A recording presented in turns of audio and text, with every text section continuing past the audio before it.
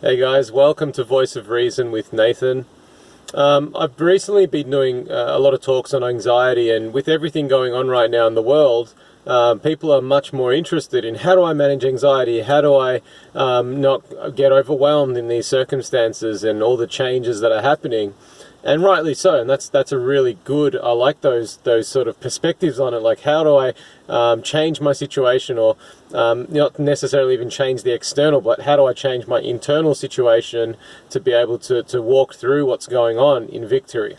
And one of the things that we can do is identify our zone of control.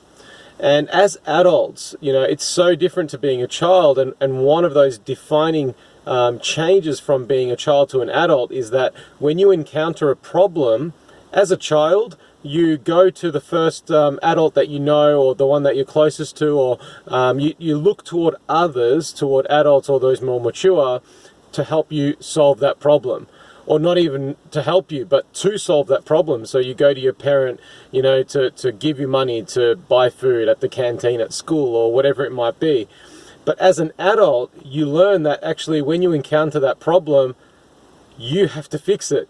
You are the solution, and that's what a lot of the time when we're going through that change between the child to the adult, if we don't make that connection and if we don't take ownership and responsibility over our actions and realize our zone of control, that's where we can get really caught up in being a victim and not overcoming, or not being able to walk through those challenges in victory. We all have problems, we've all got challenges, and there's always going to be something that can take our focus away and become overwhelming if we allow it to. But it's not about what happens to you, it's what happens in you that matters.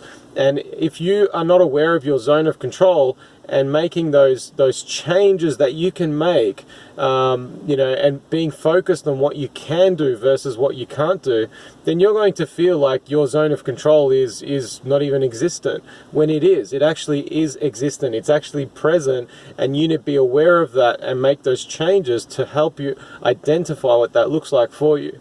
So by this concept of zone of control, I've already kind of touched on it, but it's this idea of, things that are within my scope of control, things that I can actually change in my life, as little as they may be.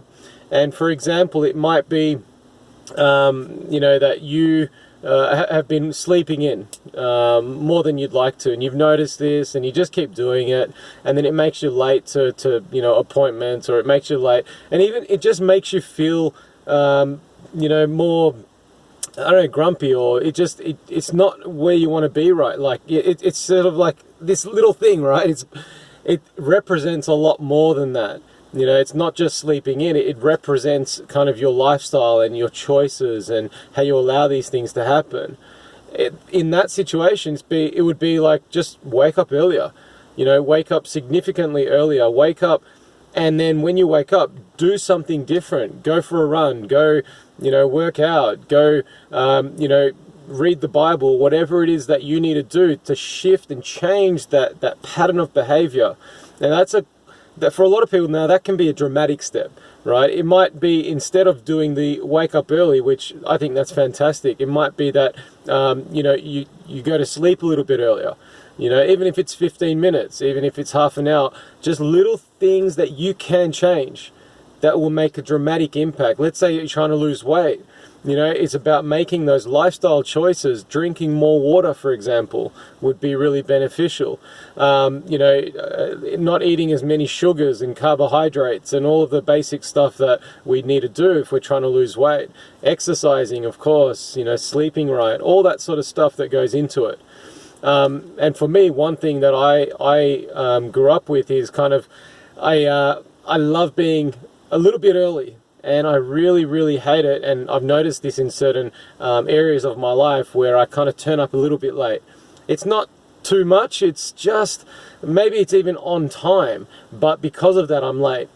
Being on time in my books is late. And so I like to be wherever I am, early, so that I get time to adjust, I get time to assess what's going on in the environment, the situation, and obviously depending on what my role is in those circumstances, it will change. So identifying your zone of control, what are the little things that you can change, the little things that you can do to really build on that zone of control. And what you'll find is that expands, grows, and not necessarily that you start to have more and more control over, the world around you and changing other people and all of that. Because, you can't change anyone. You can influence and you can be a positive influence, but your zone of control, what happens internally, you begin to become more stable and more consistent and able to handle anxiety, able to handle emotions that otherwise would have been overwhelming for you. And so that zone of control becomes really, really zoned in, really focused. And it really empowers people to be able to overcome challenges and things that go on and take ownership and responsibility. So when there is a problem, as an adult, you can fix that, even if it's not that you can change what's happening. Like, for most of us, like, obviously we can't now go and develop the vaccine, or maybe we can, maybe that is something that you can do. But my point is that none of us are going to change this pandemic right now and just fix everything and resolve the whole global situation financially, economically, jobs and everything else that goes into it.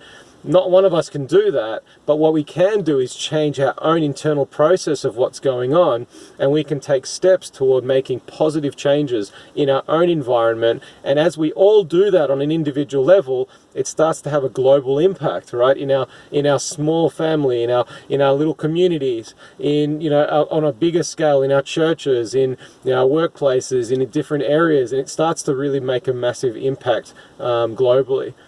So identifying what is your zone of control, and you'll know that there's a need of it when you identify that there's a recurring pattern of behavior that you're not happy about. Like I mentioned with turning up late to certain things, or not waking up early enough, or in your relationships, if you're not happy about how your relationships are turning out, it's not about pointing your finger. When you point your finger, you've got 3 pointing back at you.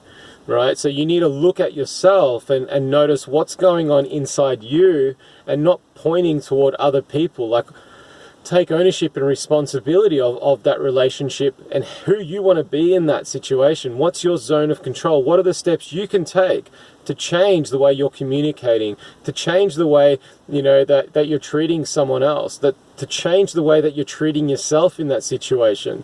And it's time to really, I believe, it's time to rise up and really take action and develop those goals and live according to your values. And for me and for Christians, it's really about coming back to Scripture. What does Scripture say about these situations? And not so much like a lot of people talk about, you need to do this, you need to do that. But what I'm talking about is your character, who you are, and allowing Scripture, those values, to become so real to you by putting in those steps, by putting in those goals and actions toward that and those behaviors. And your zone of control will be powerfully impacted in that situation, man. So I pray God's blessing on you. I hope that this has helped you to know the Lord and make Him known. Be blessed.